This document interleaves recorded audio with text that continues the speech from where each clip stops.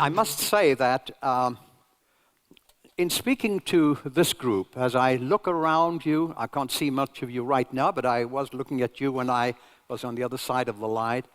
I felt overcome by the fact that this generation, you sitting there, better pay attention to what I have to say today.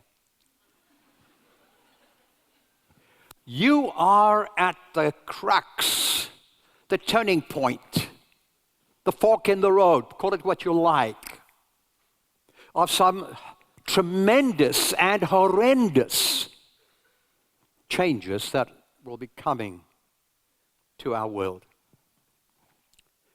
I don't have a lot of time, but the topic I chose to speak about with you fits in with this week. This week, I hope you realize, is Mental Health Awareness Week. Throughout the world, in the month of October, a week is selected by different organizations, and for the purpose of lifting up the awareness, helping people understand just how important the whole issue of mental health is. And this week, Biola University has declared as the Mental Health Awareness Week. Do you know that I don't know of another Christian university or seminary, for that matter, and I'm talking about my own seminary, that is celebrating or lifting up the awareness of mental health as it's being done throughout the world. You are the only ones. So I want to just commend Biola and the staff and the faculty and whoever else is responsible for setting aside this week so that we can think about and reflect on what is happening in the world and how it is affecting our mental health. So I've entitled my presentation, The Rewiring of the Human Brain and How It Affects Mental Health. My youngest daughter and I recently published a book. I'll say more about it now, but let me just lay the foundation with the verse of Scripture. This is, after all, worship time. So I want to read to you from Psalm 139, verse 13, one of the most precious portions of Scripture that I have ever known. Psalmist says, "For you created my inmost being." Now, I can tell you that most of my career has been in neuropsychology. I'm a clinical psychologist, but right from the outset, I have been involved in research and working on how the brain functions. And when I read that, for you created my inmost being, right back there in these millions and millions and millions of brain cells in my brain, there is one little cell, one little brain cell, a little bit of gray matter perhaps, and that was created by God. It was created by God. You knit me together in my mother's womb. I praise you because I am fearfully and wonderfully made. Your works are wonderful. I know that full well. And as I read those words, and try to get this to change to the next slide. There we go. As I read those words, and I think of Mental Health Awareness Week, as this one is, I look around me, and as we will see, this fantastic digital world in which we are now living, and I got my smartphones and everything, okay? This fantastic digital world that we are living in right now, and which we have so much, so much to offer, is beginning to play a very significant role in rewiring the human brain and messing with our neurotransmitters and with our gray matter and with our white matter and all the other neuro parts of our brain. It's messing with it in a way that is headed for disaster, my friends. That's why I'm looking at you and I'm pointing to you and saying, your generation's going to have to deal with this. Your generation's going to have the result of it. You need to become aware of this significant impact on our mental health. My youngest daughter actually joined me in writing the book. I just want to mention it. I'm not here to sell my book. That's not what I've come here for. But the bookstore has agreed to have some copies there for any who might be interested. But I want to lay a foundation here, and then I want to justify what I want to say and want to tie it in to mental health issues and how we can deal with them in an effective way from a Christian perspective. Our digital invasion, we've called the book because that is in fact what it is. It is an invasion. We are being confronted by the fact that this wonderful thing that God has created up here is being rewired. Can you believe it? As if God didn't know what he was doing. It's being rewired. On the PowerPoint, I have a couple of, I mention a couple of experts. The scientific world is hot with research right now on what the impact of the digital world, that your overuse of the smartphones, the addictions to internet activities, it just goes on and on, the pornography element, all of that stuff rolled together. And there's a whole bunch of scientists right now who are doing fantastic research. I just mentioned two of them on my slide there. The one is Gary Small from the UCLA Memory and Aging Center. A very prestigious researcher. And then another one is Nicholas Carr from Harvard University. These prestigious scientists are sending out one message, and that is, we are changing the brain, but not for the good of the brain. Not for the good of the brain. The effect is a significant change. And the change is possible because the human brain has a phenomenon called neural plasticity. And the fascinating thing about this neural plasticity is that we've only discovered it in the past 10 years. I've been in this field, researching this field, for 55 years. And I can tell you that from the beginning, we always believed that the human brain could never be changed. If it's damaged, it's damaged for good. That's not true anymore. You can damage the brain, and we can fix it by helping the brain grow new segments of the brain that have been damaged. And that's going on as a consequence of the wars that we've had in recent years, where soldiers who have had significant damage to their brains sort of immobilize them. And with careful training and influence, the other parts of the brain have taken over the functions of the part of the brain that was damaged. It is a phenomenal organ. And It's called neural plasticity, meaning that the neurons of the brain, all these are plastic. Now, that neural plasticity has good news if we damage the brain, but it has bad news if we mess with the brain. And that's what's happening today.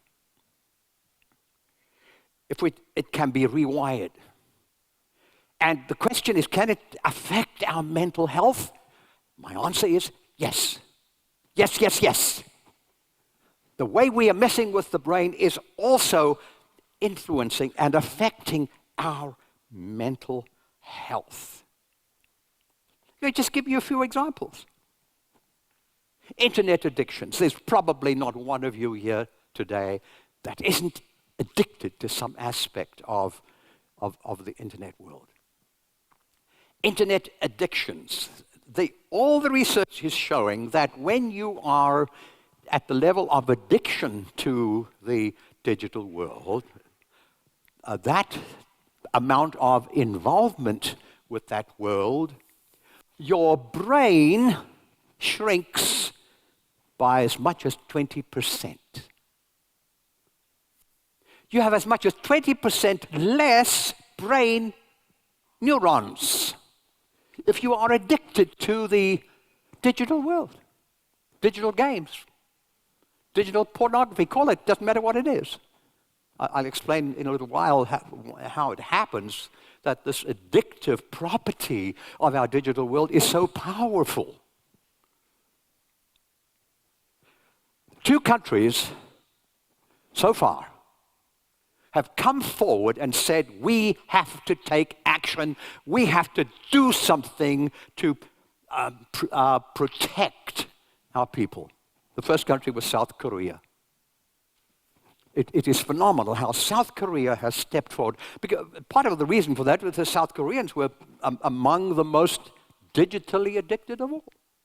They have huge gaming auditoriums and so on. Stories of young men who sitting in front of a computer screen, playing some game, internationally, unable to let go, can't go to the toilet and just lets it all out right there sitting. And then they started dying. They dropped dead. They weren't eating. This is how powerful it could be. So South Korea has stepped forward. So has China. But recently, both China and South Korea have come up with another discovery. What I'm trying to tell you is that the pathologies that come from our wonderful digital world are brand new pathologies. These are pathologies that are not listed in the current diagnostic and statistical manual of the American Psychiatric Association. These are new disorders. And just 2 weeks ago, South Korea and China reported that their teenagers, young people in their late teens, were showing signs of, it's called this, digital dementia. Digital dementia. Dementia is what you get when you get old, and you can't remember anything. But teenagers suffering from a digital dementia to the extent that some elderly person is.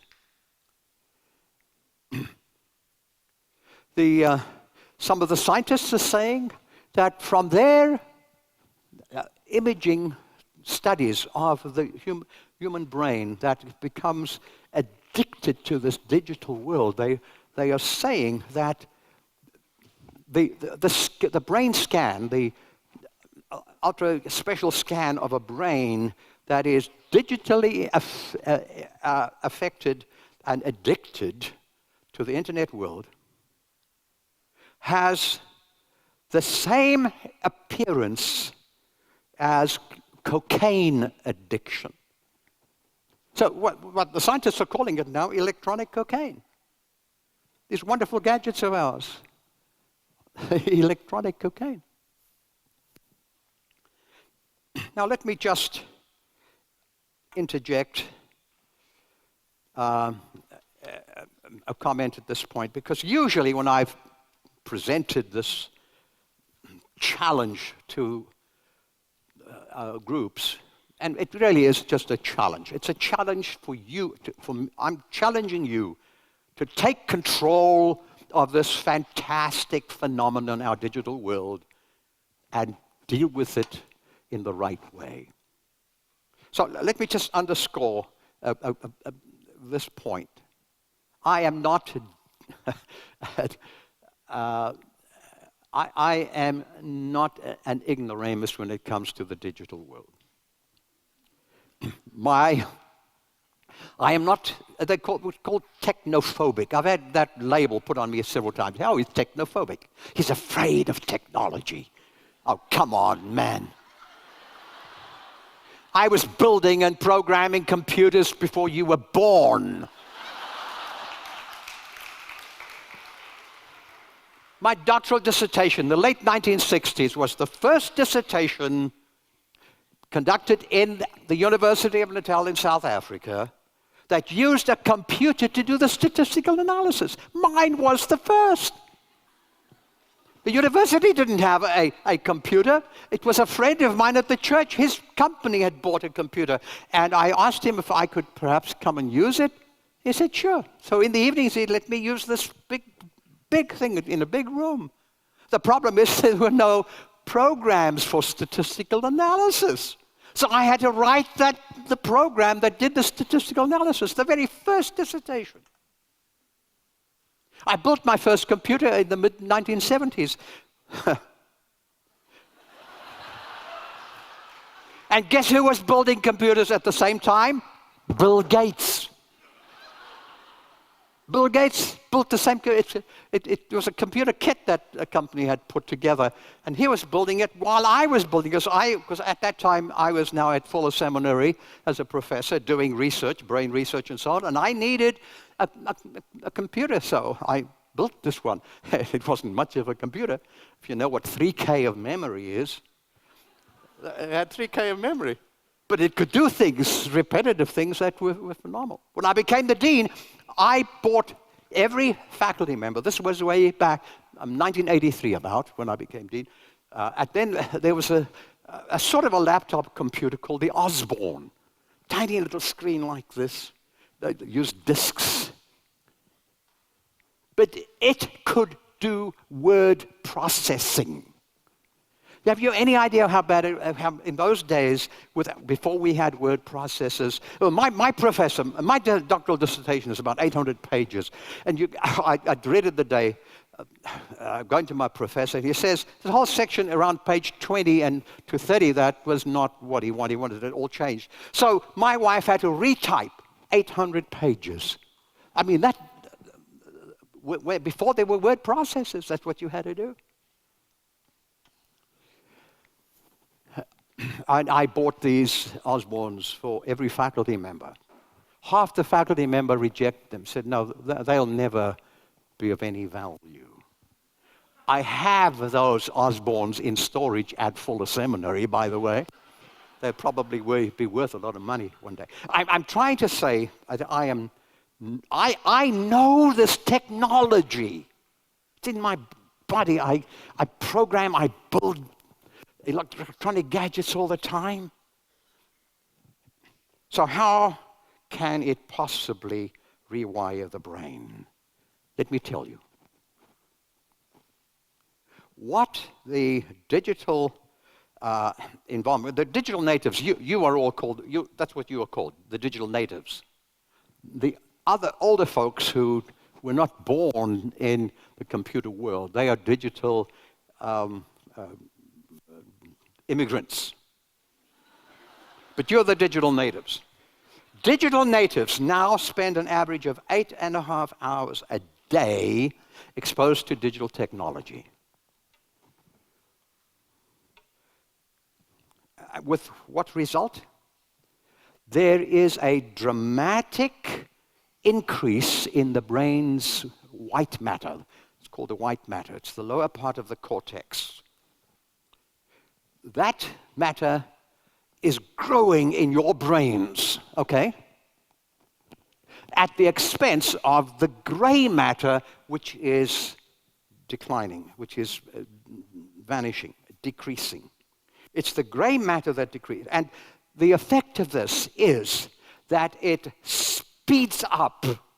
Well, the white matter has to do with speed. So with white matter, your brain can work faster and quicker. Good? No, because you sacrifice the gray matter. So there is a dramatic increase in white matter, a diminished gray matter, and the gray matter is the real serious part of the brain, the ability to have empathy. Result, we are seeing in your generation a drop in empathy. You're not as empathic as older folks are. We are seeing, with the drop in gray matter, a lot of people skills, emotional skills, contemplation, ability to reflect, and above all, a reduction in learning ability. Do you know that some scientists are saying that the digital natives of today, your group, your IQs are significantly lower than your counterparts were 30 years ago? It's a serious, serious matter. Newsweek, recently they closed that magazine, but in one of the last editions had a fantastic cover with the title, "Is the onslaught of the digital world making us crazy?" And the answer is, probably it is. Well, my time is going, and so what I do want to, let me just quickly talk about these systems that are affected. Again, all I'm wanting to do is for you to know what's going on in your brain, and I will have accomplished my task. And then I want to close with some suggestions and give you some direction where you should be going. This is Mental Health Awareness Week. The future of our mental illnesses rests with you. We have gone from about 1 in 18 depression down to about 1 in 8 now. 1 in 4 teenage girls suffer from panic anxiety disorder. 1 in 4. And these can be traced directly back to the influence of the stress and the high level of arousal and cortisol that rises with this over-involvement with the digital world. It affects our pleasure system. It's called the locus accumbens. If you overload that with pleasure, it becomes addicting. It's that part of the brain, locus accumbens, that is the basis of all addictions, whether it's cocaine or whether it's your smartphone. It affects the tranquility system, the peace. We sang such a beautiful song back there. It was such a beautiful song, the peace, God's peace. Well, that's because the tranquility system, the brain has its natural tranquilizers, that when they are in abundance, we are at peace. God has created the brain to be at peace, but you've got to have those tranquilities. You've got to have your tranquilizer brain tranquilizers working. Otherwise, you can't experience peace. And we're blocking that. Over digital activity, not taking rest, not being bored, and being able to just disengage, leaves your cortisol level running too high. Cortisol then blocks what is called the chloride ion channel, and none of your natural tranquilizers can go and give you peace. And how can God now, who created you with that system to give you peace, how on earth can God give you peace now? The memory system, multitasking, total myth. The Navy recruits fighter pilots and gives them a test of multitasking. You'd think that they would choose people with high multitasking skills, because think of all the things they've got to do. If you're good at multitasking, you get rejected. It's sequential tasking. Finish the task before you get to the next one. Multitasking you do, but yeah, you go a little bit there, go a bit. I watch my granddaughters doing their homework, listening to a person on the phone, listening to music, a screen, computer screen split with texting somebody while they're writing an essay. And when I said to my one granddaughter, that's not a good idea, she said, "Oh, Papa, you don't understand these things." She said, "If I don't have these other things to do, I can't do my homework because my homework is too boring." Really? Attachment system. We are seeing a dramatic decrease in a hormone called oxytocin. It's the love hormone. The attachment hormone that makes us feel connected with someone else. It's a bonding hormone. In decline. And then, of course, there are the spiritual worship systems, the ability to contemplate, the ability to worship. It's declining. Go to church these days and people are sitting there with their smartphones. Oh, they're probably looking up their Bible. No, what I teach in the doctoral ministry program, they're not looking up the Bible. They're sitting, the pastors tell me, I teach a group of pastors every year in our doctoral ministry program. And those pastors tell me those people, they've checked it out, are sitting, texting messages with each other, criticizing the sermon.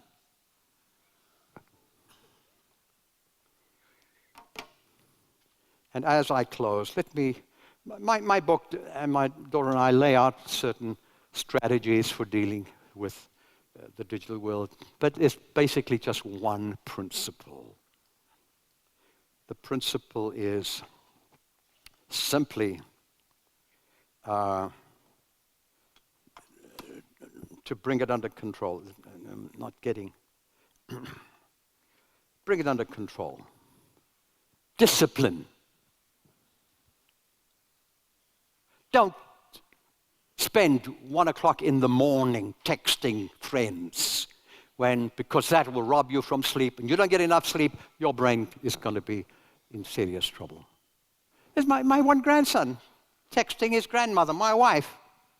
11 o'clock our time, he likes to do this with his grandmother. Until I told my wife, he's in Virginia, it's 2 o'clock in the morning.